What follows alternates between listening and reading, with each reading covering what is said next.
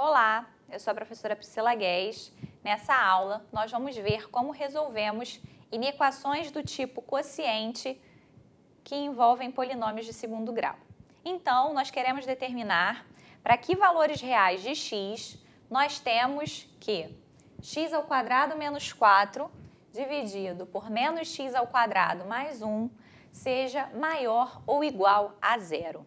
Bem, então o que eu vou fazer aqui é semelhante ao que a gente fazia quando nós tínhamos inequações do tipo produto. Eu vou considerar o numerador e o denominador como duas funções. Então, eu tenho a função f de x, que vai ser a função x ao quadrado menos 4, e a função g de x, dada por menos x ao quadrado mais 1. Bem, as duas funções são funções quadráticas, então no plano cartesiano elas são representadas por uma parábola, e a gente pode observar que a função f, como o coeficiente do termo de grau 2 é positivo, ela é representada por uma parábola que tem a concavidade voltada para cima. Além disso, se eu tentar obter as raízes da função f, x ao quadrado menos 4 é igual a zero, se e somente se o x for igual a mais ou menos 2. Então, se essa função tem duas raízes e nós sabemos que a parábola que a representa tem a concavidade voltada para cima, um esboço do seu gráfico em relação ao eixo x pode ser esse aqui, né? Com as interseções acontecendo quando x é igual a menos 2 e x é igual a 2. Bem, com esse esboço, a gente consegue verificar que a função f assume valores positivos toda vez que o x é menor que o menos 2 ou quando o x é maior do que 2. E ela assume valores negativos para x entre menos 2 e 2. Então, aqui eu tenho o estudo de sinal da função f. Vou fazer a mesma coisa para a função g. Então, a função g, o valor do a é menos 1. Ou seja, essa função é representada por uma parábola que tem a concavidade voltada para baixo. As raízes dessa função, menos x ao quadrado mais 1 é igual a zero, se e somente se o x for igual a mais ou menos 1. Então, ela possui duas raízes. A parábola tem concavidade para baixo, então o esboço do seu gráfico pode ser esse aqui, com as interseções em x igual a menos 1 e x igual a 1.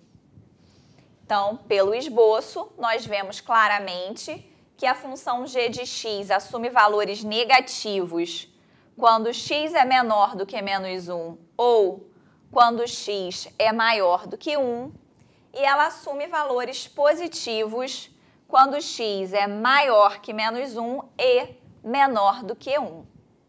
Bem, se eu tenho o estudo do sinal da f e da g, eu posso agora estudar o sinal do quociente dentre as duas funções. Então, para isso, eu vou colocar aqui três retas representando o eixo x, aonde eu vou fazer o estudo do sinal do quociente. Então, na primeira linha,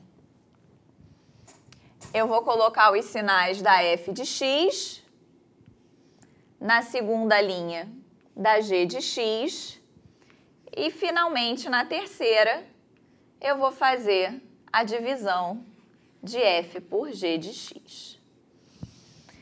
Bem, f de x tem raízes menos 2 e 2, então eu vou marcar o menos 2, vou marcar aqui também o 2 e já vou aproveitar e fazer o tracejado para obter o menos 2 e o 2 nas outras retas, né?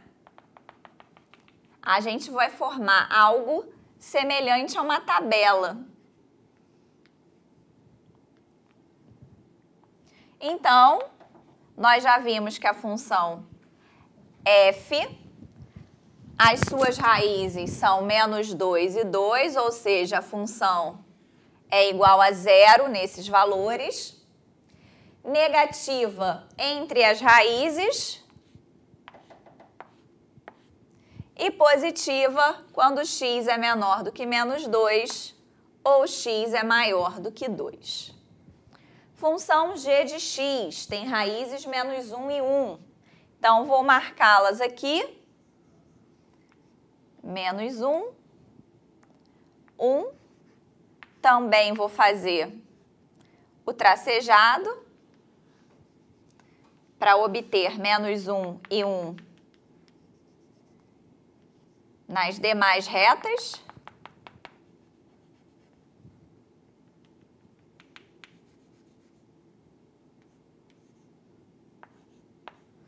E nós vimos que os sinais da g de x são positivo entre menos 1 e 1, 0, né? A função é igual a 0 em menos 1 e 1, e a função é negativa quando x é menor que menos 1 ou x é maior do que 1. Então, tendo agora esses estudos, aqui a gente pode fazer o estudo do sinal do quociente da f pela g.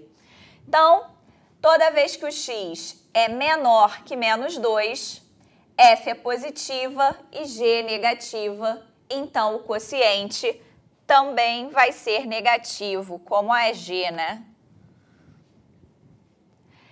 Quando x é igual a menos 2, a f é zero, a g é negativa.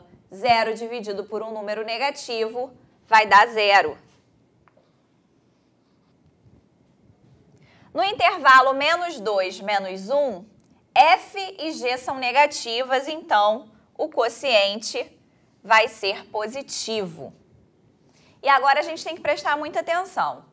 Quando x é igual a menos 1, a g é negativa, a f é negativa e a g é igual a 0. Só que a g, ela é o divisor, né? Ela é o denominador da minha fração. Só que a gente não pode dividir por 0. Então, quando x é igual a menos 1, essa divisão não vai estar definida. Então, a gente vai colocar sobre a reta a bolinha aberta, já que o menos 1 não faz parte do domínio desse quociente. E para a gente não esquecer, vou colocar a sigla ND de não definida sobre o menos 1 aqui, ok? Continuando, no intervalo menos 1, 1, f é negativa, g é positiva. Então, o quociente vai ser negativo. Quando x é igual a 1, a gente vai ter a mesma situação que quando x é igual a menos 1. A f é negativa, mas a g é igual a 0. Como a g é o denominador, a gente não pode dividir por 0, g não pode assumir o valor 0, não pode se anular para que essa divisão faça sentido. Então, o 1 está fora do domínio dessa divisão, a divisão não existe quando x é igual a 1, não está definida. E para a gente não esquecer, vou colocar a sigla ND sobre o 1 aqui na reta. No intervalo 1, 2, f e g são negativas, então a divisão é positiva. Quando x é igual a 2, f é 0, g é negativa, 0 dividido por um número negativo é 0, então 2 também é raiz da divisão. Quando x é maior do que 2, positiva dividida por negativa vai dar negativa. Então, nessa última linha aqui, nós temos o estudo do sinal, dois sinais da divisão da F pela G. O que nós queremos saber são que para que valores reais essa divisão é maior ou igual a zero. Então, a gente pode observar aqui que ela é igual a zero no menos 2 e no 2, e positiva no intervalo menos 2, menos 1, 1, 2.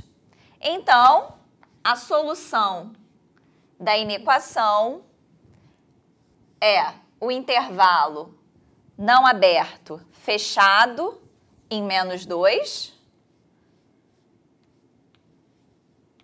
aberto em menos 1, porque em menos 1 a divisão não está definida, união com o intervalo aberto em 1, fechado em 2. A gente termina aqui a nossa aula.